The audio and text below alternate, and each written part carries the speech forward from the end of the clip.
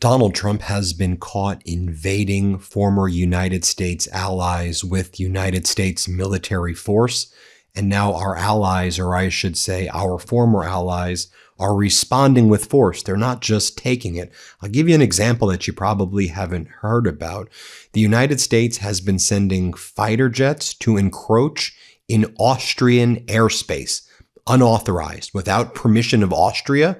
The United States military is flying missions, and so Austria had to respond, not once, but twice over the past 48 hours. Yep, in the past 48 hours, Austria has had to scramble Eurofighter jets after U.S. aircraft breached the airspace in Austria.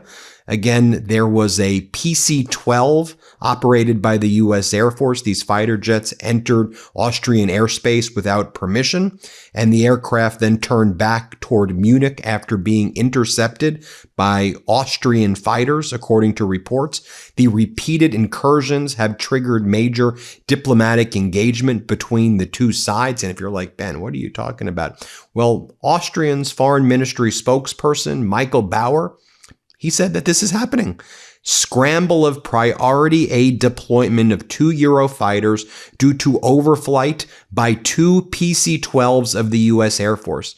You have the U.S. literally harassing allies, harassing NATO, harassing European countries, harassing anybody, in the region, whether it's harassing Mexico, for example. I mean, there was this great CNN expose that just dropped where the U.S. has been launching this secret CIA war in Mexico, largely without the permission of Mexico, where there have been drone swarms by the U.S. over Mexico. We have major CIA assets in there. And again, a lot of this is being done without Mexico's permission. Here's how DropSite describes the CNN report. CIA running secret assassination campaigns inside Mexico against cartel members. The CIA has been directly participating in deadly operations against cartel members inside Mexico, including a target car bombing that killed an alleged Sinaloa cartel operative on a busy highway outside Mexico City on March 28th, as part of an expanded covert campaign spearheaded by the agency's elite ground branch unit, CNN reported Tuesday. The operations may violate Mexico law, which bars foreign agents from participating in law enforcement without federal government approval. Mexican President Claudia Sheinbaum says that she was not informed of the CIA raids on an alleged meth lab in Chihuahua that preceded 2 CIA operatives dying in a car crash. There cannot be any agents from any U.S. government institution operating in the Mexican field, she said. The CIA called this report false and salacious without specifying what was inaccurate. Sources warn that operations risk cartel retaliation spilling into the United States. Mexico's Security Secretary Omar Garcia Harfuch rejected CNN's characterization of the car bombing as a CIA-facilitated, but notably stopped short of denying the report, adding that the government categorically rejects the version that seeks to normalize covert options on Mexican soil. And we're seeing as well, former allies and former top leaders in allied countries speaking out strongly against the United States right now. I mean, you have Qatar's former prime minister, Sheikh Hamad bin Jassim bin Al-Jaber Al-Thani, and he told Al Jazeera the military action by the United States did not serve the region in general in the catastrophic war in Iran. America harmed its friends in the region. The military operation served Netanyahu personally. It served his agenda. He openly talks about a new map of the region, new alliances, a greater Israel. They are ignorant of the structure of power in Iran. This pyramid has been built over 47 years since the day the Shah left. It won't collapse the way that they think. And Al-Thani, the former prime minister, also said, Iranians have been accustomed to entering negotiations, succeeding in delaying them, and continuing them indefinitely. There is sometimes a trick in not using a trick. Iran is not prepared to give up its nuclear program to America for free. They view it as an existential sovereign matter. One Iranian official told me Ukraine handed over its nuclear weapons, and look what happened to it. Iran as a state sees Israel and Pakistan possessing nuclear weapons, even if they say they don't seek them. I believe this is the conclusion they will reach. After 20 years, after several years, they will get there. So you have Qatar's former prime minister and Al-Thani from the Al-Thani family saying Iran is going to get nuclear weapons and there's nothing that Donald Trump can do to stop it. You also had Andreas Kravik, Norway's deputy foreign minister, visiting Tehran for talks with Iranian officials, bilateral discussions. And I did a whole video where I showed all of these European countries, all of these Asian countries, one by one, entering into bilateral negotiations with Iran, mostly phone calls with Foreign Minister Araghchi that would have public readouts. And I just find it notable, though,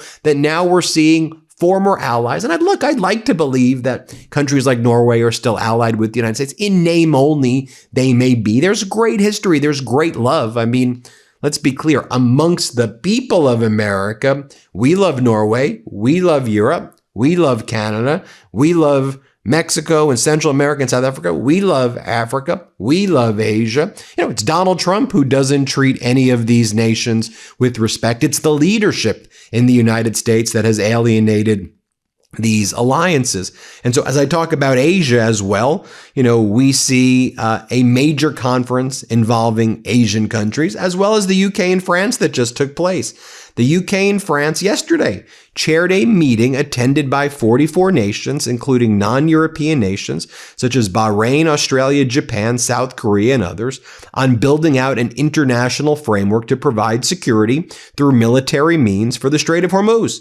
Iran responded by saying that any military framework, though enacted by an international state actor, will be treated as an escalation by Iranian decision makers, and to make sure you do bilateral negotiations with Iran. We see both Iraq and Pakistan cutting deals with Iran ships to ship to ship oil and liquefied natural gas from the Gulf. This was according to 5 sources with knowledge of the matter that told this to Reuters. This is another demonstration of Tehran's ability to control energy flows through the Strait of Hormuz.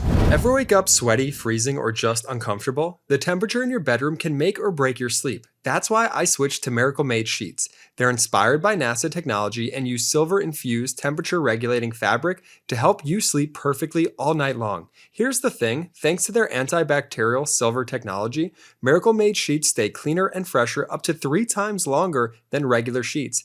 That means fewer odors, fewer wash cycles, and way less laundry. All that hidden bacteria in regular sheets, it can clog your pores and cause breakouts. Miracle Made's antibacterial design helps you sleep cleaner and clearer night after night. And they feel just as good, if not better, than sheets you'd find at a 5-star hotel, but without that steep price tag. Smooth, breathable, and ridiculously comfortable. Miracle Made sheets are crafted with NASA-inspired silver-infused fabric that helps regulate your body temperature. Hot sleeper, cold sleeper, it doesn't matter. These sheets help keep you in the comfort zone all night long. Upgrade your sleep or give the gift of better rest. Go to trymiracle.com/Meidas to try Miracle Made sheets today. You'll save over 40%, and when you use promo code Meidas, you'll get an extra 20% off plus a free 3-piece towel set. They make an amazing gift, and with a 30-day money-back guarantee, there's no risk. That's trymiracle.com/Meidas, code Meidas at checkout. Thanks to Miracle Made for sponsoring this episode. And what is Marco Rubio doing? What's the Trump regime doing? Well, you have Stephen Chung, Donald Trump's communication director, posting a photo of Marco Rubio heading to China wearing the Nike Tech Venezuela Air Force One, the same outfit that Maduro wore when he was kidnapped. And you have, Secretary Rubio thinks this makes him look strong. I just think it makes him look pathetic. I think it makes the entire Trump regime look pathetic right now. Y'all can't even open up the Strait of Hormuz, and you're begging for a $1.5 trillion military budget. You had a $1 trillion military budget, and you lost in a war to Iran. We was talking about Ukraine before. We're talking about nations uniting against the United States. Zelensky posted the following yesterday: "We are steadily advancing the issue of anti-ballistic capabilities production in Europe. We are forming an anti-ballistic coalition. This is something worth noting, and right now we are closer to a result than ever before. 13 countries and the office of the NATO Secretary General were represented at today's meeting at the level of NSAs on anti-ballistic solutions. Overall, Ukraine's position right now on the front line in our long-range sanctions and in our joint results with partners are the strongest they have been in years. Ukraine has taken the initiative on the battlefield. Donald Trump always sides with the losers. As Donald Trump digs in more with Putin and has abandoned Ukraine, Ukraine has actually gotten stronger. And Ukraine is making advances in its counteroffensive. And I love that Zelensky refers to the drone attacks on Russian oil depots and other infrastructure facilities, long-range sanctions. So what's Donald Trump saying?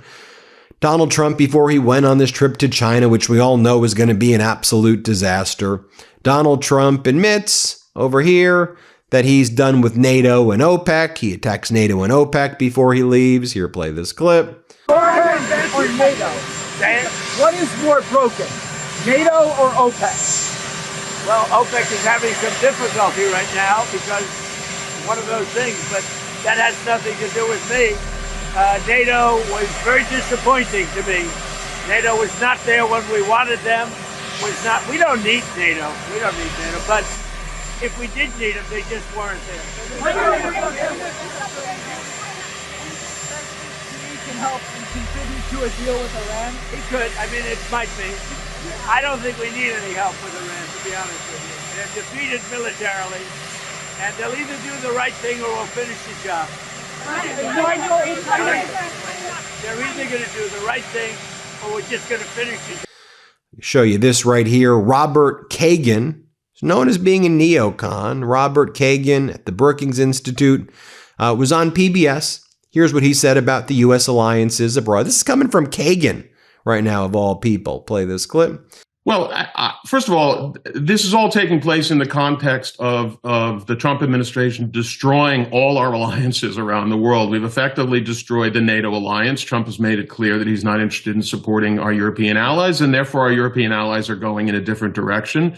I think that we're going to see the same thing in East Asia if we're not already seeing it. The Japanese and the Koreans are paying an enormous price. They're almost entirely dependent on this energy supply, and they're going to have to start figuring out how to look out for themselves. So there is a big general global breakdown, but specifically in the case of the Gulf, the United States, used to be hegemonic in the Gulf, and a lot of nations depended on the United States being supreme in the region and capable of enforcing a general peace. The United States has now demonstrated not only that it cannot, but that it can't be really trusted to make sound strategic judgments. So I think even the countries of the Gulf, which have been dependent on the United States, are going to have to look elsewhere. And so the net result is a real diminishing of American global influence and unmistakably the increase in influence of China, first and foremost, but also Russia. They are the biggest beneficiaries to some extent, other than Iran, of the war so far. And I say that in full consciousness of the fact that Iran has suffered terribly. But even so, it can emerge from this war, and I think is going to emerge from this war stronger than before the war began.